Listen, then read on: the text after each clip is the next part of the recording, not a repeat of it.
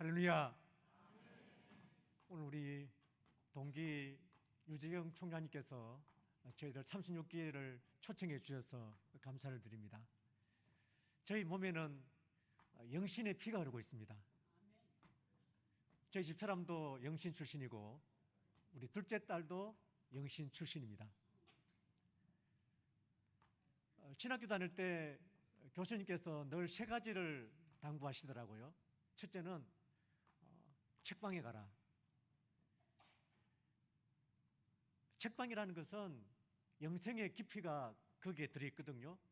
그래서 대구역 그 지하도 근처에 큰 서점들이 참 많았는데 그때 그 책 제목이 마음에 들고 또 내용이 마음에 들면 밤새도록 읽었던 그런 기억이 있습니다. 두 번째로는 시장에 가라는 거예요. 목회라는 것은 예배당 안에만 이루어지는 게 아니에요. 세상 밖으로 나가야 되는 거죠. 그래서 시장 사람들이 어떻게 살아가는지, 어떻게 고생하는지 목격하라는 거예요. 세 번째로는 화장터에 자주 가라. 그 화장터에서 절규하고 눈물 흘리고 가슴 아파하는 그들의 신음소리를 모르면은 교회를 섬길 수 없고 사람을 섬길 수 없다는 거예요. 그래서 제가 아내에게 청혼할 때 남구 전지장 그 뒤편에 있는 화장장에서 청혼을 했어요. 목회라는 게 이런 것이다. 목회라는 것이 이런 눈물이 있고 고통이 있는 곳이기 때문에 당신이 정말 나를 사랑한다면 결혼하자 그러니까 고개를 끄덕끄덕 하더라고요. 그래서 결혼하게 되었어요.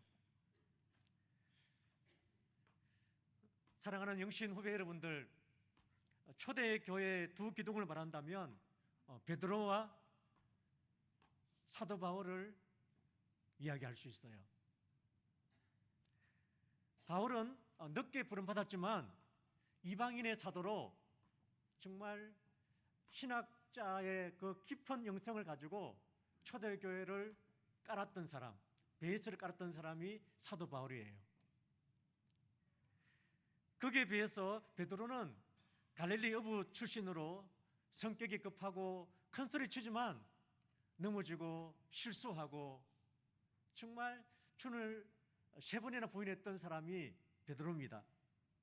그런데 이 베드로가 실수가 많고 허물이 많았지만은 주님의 손에 붙들려서 초대교회의 기둥을 만들어가는 하나님의 사도였습니다. 하나님은 완벽한 사람만 쓰시는 게 아니에요. 넘어지고 실수하고 부족하지만 다시 일어나는 사람, 그 눈에 눈물이 있고 그 가슴에 정말 주를 사랑하는 뜨거운 마음이 있다 그러면 우리가 부족해도 좀 모든 것이 마음에 들지 않아도 주님은 반드시 여러분들을 귀하게 쓰인 줄로 믿습니다. 끝내 주님을 사랑하는 영신 후배가 되시기를 축복합니다. 오늘 저는 베드로의 신앙 여정을 따라서 4가지 질문을 던지고 가겠습니다. 그 질문에 삶을 살아가는 것은 후배 여러분들의 몫이라고 생각합니다. 첫 번째로 따라합시다. 신앙은 무엇으로 시작하는가? 무엇으로 시작합니까? 순종으로 시작합니다. 마가복음 1장 18절에 보니까 곧 그물을 버려두고 누구를 따르니라? 예수를 따르니라. 여러분, 베드로의 특징은 곧, 즉시, 바로 주를 따랐던 사람이 베드로입니다. 예수님께서 나를 따라오라 그렇게 콜링을 받았을 때에 베드로는 머리로 계산하지 않았습니다. 이익을 따지지 않았습니다. 행편을 따지지 않았고 조건을 묻지 않았고 미래를 계산하지 않았습니다. 무식할 정도로 단순하게 그물을 버려두고 주를 쫓은 것입니다. 여러분, 신앙은 계산으로 시작되지 않습니다. 신앙은 순종으로 시작되는 줄로 믿습니다. 인삼은 보통 6년근 인삼을 많이 쳐주죠. 그런데 산삼은 언제 캐는 게 가장 좋을까요? 보는 즉시 켜고 먹어야 됩니다. 꿈을 댈 게 없어요. 사랑하는 여러분, 하나님께 여러분들을 부르셨다면 여러분들이 어떤 조건을 갖추거나 완벽해서 여러분을 부른 것은 아니라는 것입니다. 부족하지만 여러분들을 쓰시려고 여기에 불러주신 줄로 믿습니다. 모세도 말이 어둔하고 말이 둔했지만 하나님 말씀에 순종하게 되었을 때에 홍해가 갈라지고 그 광야에서 아침 저녁으로 만나와 메추라기를 먹는 놀라운 기적을 체험한 줄로 믿습니다. 따라합시다. 순종은 기적을 여는 열쇠다. 아멘.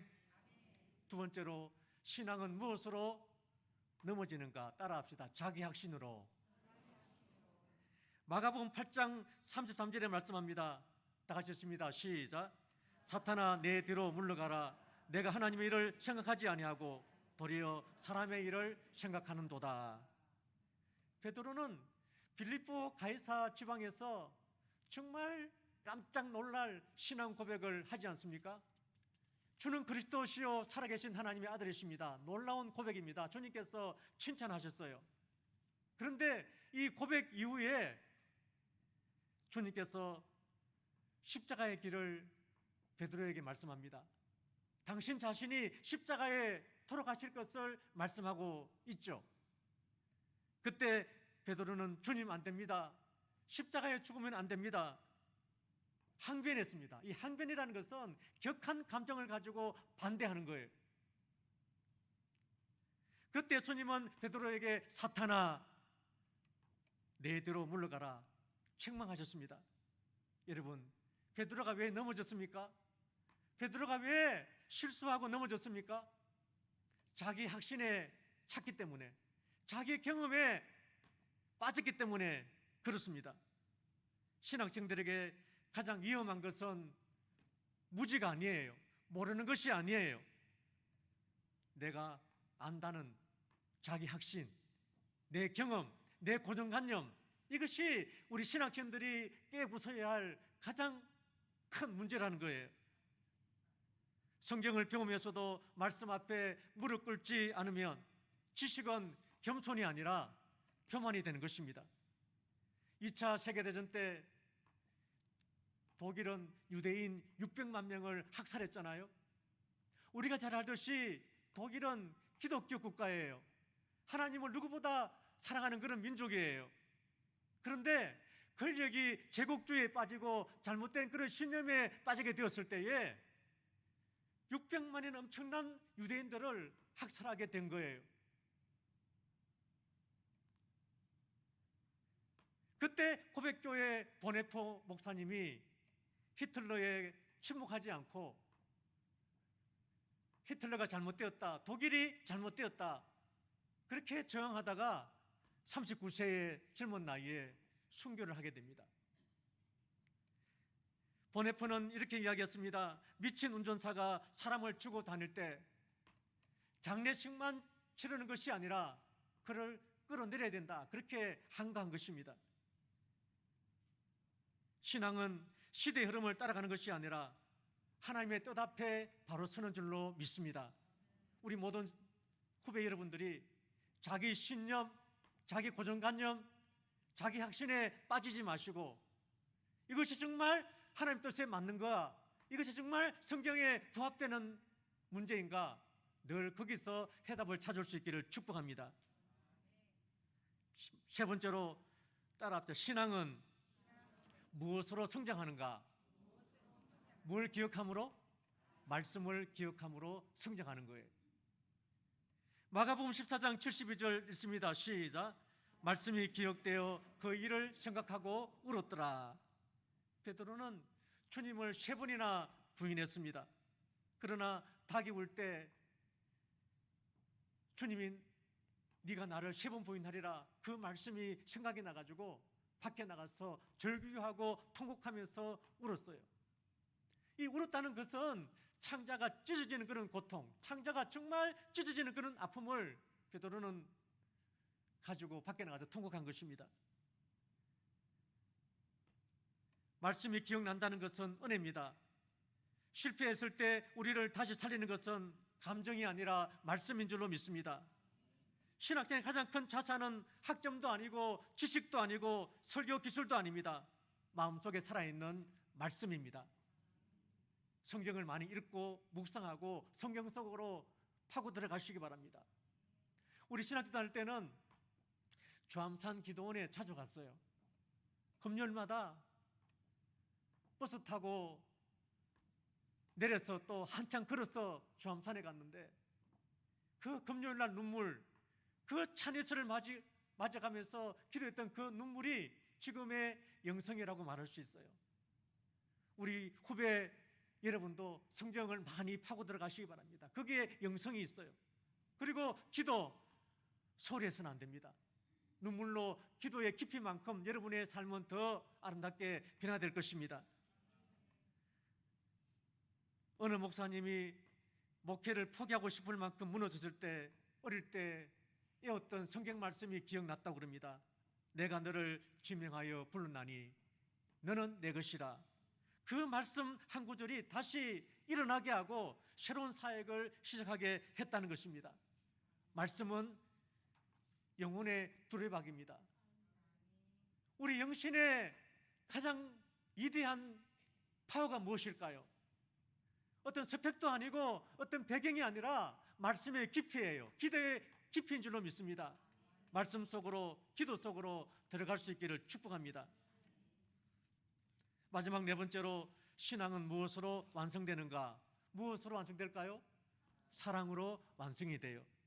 요한복음 21장 17절 있습니다. 시작. 요한의 아들 시몬아, 네가 나를 사랑하느냐? 부활하신 예수님은 실패한 베드로를 찾아오셨습니다. 그리고 묻습니다. 요한의 아들 시몬아, 네가 나를 사랑하느냐? 그것도 한 번이 아니고 세 번씩이나 베드로에게 물은 거예요. 왜 그럴까요? 베드로는 세 번이나 주를 부인했기 때문에 그렇습니다. 주님은 베드로에게 네가 능력이 있느냐? 설교를 네가 잘하느냐? 사람을 많이 모을 수 있느냐? 교회를 부흥시킬 수 있느냐? 그렇게 묻지 않았습니다. 오직 하나, 요한의 아들 시몬아, 네가 나를 사랑하느냐? 그 질문을 하고 있는 것입니다. 목회는 결국 사랑입니다. 주님을 사랑하지 않으면 사역은 직업이 되고 교회는 일터가 되고 성도는 부담이 되는 것입니다. 그러나 주님을 사랑하면 성도가 보이고 눈물이 보이고 영혼이 보이는 줄로 믿습니다. 조선시대 문장가 유한존은 이렇게 말했습니다. 한번 따라할까요? 사랑하면 알게 되고 알면 보이게 되나니 그때 보이는 것은 전과 같지 아니하니라. 주님을 사랑하면 사람을 보는 눈이 달라집니다. 베드로는 사랑 때문에 끝까지 갔고 전생에 의하면은 로마에 가서 거꾸로 십자가에 순교했다고 그럽니다. 사랑하는 영신하고 여러분들, 베드로의 길은 우리가 가야 할 길이에요. 베드로가 멀리 있는 것이 아니라 바로 여러분들이 베드로인 줄로 믿습니다. 사랑하는 하고 여러분들, 신앙은 순종으로 시작하고 자기 확신으로 넘어집니다. 신앙은 말씀을 기억함으로 성장하고 사랑으로 완성되는 거예요. 여러분이 장차 강단에 설 때 사람들은 여러분의 유창한 설교나 유창한 말에 별로 관심이 없어요. 예수님의 심장을 느끼고 싶어하는 성도들이 우리가 만나야 될 성도라는 거예요. 교회는 똑똑한 사역자보다 주님을 사랑하고 사람을 사랑하는 사역자를 기다리는 것입니다. 주님께서 오늘 우리에게 물으십니다. 네가 나를 사랑하느냐? 네가 나를 사랑하느냐? 네가 나를 사랑하느냐? 그 물음 앞에 고민하고 묵상하면서 이 영신 다닐 때 정말 체험적인 그 믿음과 그 신앙을 가지고 세상에 나가서 아름다운 열매, 풍성한 주의 종들 될 수 있기를 주의 이름으로 축원합니다. 기도하시겠습니다. 주님, 실수 많고 연약했던 베드로를 붙드시고 귀하게 사용하신 은혜를 찬양합니다. 우리도 부족하지만 주님의 부르심 앞에 즉시 순종하게 하여 주시옵소서. 자기 생각과 자기 확신에 빠지지 않게 하시고 언제나 말씀 앞에 겸손히 무릎 꿇게 하여 주시옵소서. 실패의 자리에서도 주님의 말씀이 기억나게 하시고 다시 일어나는 주님을 따르게 하여 주옵소서. 무엇보다 주님을 사랑하는 마음을 회복하게 하여 주옵시고 그 사랑으로 교회를 섬기고 성도들을 섬기고 수많은 이런 영혼들을 품는 모든 사역자들 될 수 있도록 축복하여 주시옵소서. 예수님 이름으로 기도드리옵나이다. 아멘.